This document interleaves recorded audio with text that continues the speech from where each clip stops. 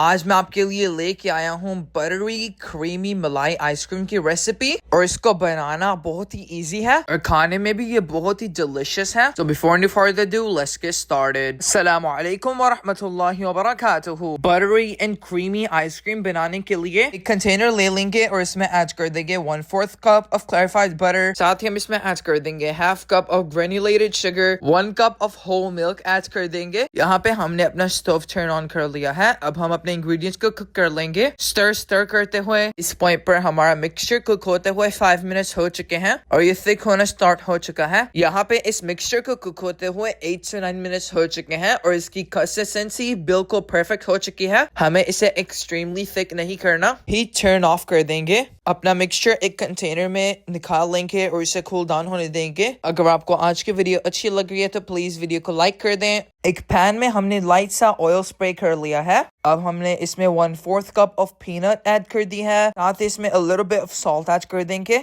यहाँ पे हमारे पास रॉ पीनट है, इसीलिए हम इसे इस तरह से फ्राई करेंगे because over here in America most of the people like boiled peanut। और अगर आपके पास roasted peanuts available है then you are good to go। एक बाउल ले लेंगे और इसमें ऐड कर देंगे 1.5 cup of heavy whipping cream। आपकी heavy whipping cream fully chill होनी चाहिए। अपनी heavy whipping cream को soft peaks बनने तक whip कर लेंगे और आपने इसे overbeat तो बिल्कुल भी नहीं करना, अदरवाइज आपकी आइसक्रीम का टेक्सचर चेंज हो जाएगा। साथ ही जो हमने अपना कोल्ड मिक्सचर बना के रखा था वो ऐड कर देंगे इसमें। अब हम इसे 3 to 4 सेकंड्स तक बीट कर लेंगे। अब हम इस मिक्सचर में अपनी पीनट्स ऐड कर देंगे जिसके हमने पील्स रिमूव कर लिए थे, फिर भी थोड़े बहुत बच गए थे जो हमसे रिमूव नहीं हुए। साथ हम इसमें ऐड कर देंगे 1/4 कप ऑफ गोल्डन रेजिन्स और अपने आइसक्रीम के मिक्सचर को मिक्स कर लेंगे। ये आइसक्रीम का मिक्सचर हम जार में सेट करेंगे और जो लेफ्ट ओवर मिक्सचर होगा उसे हम मोल्ड में सेट कर लेंगे।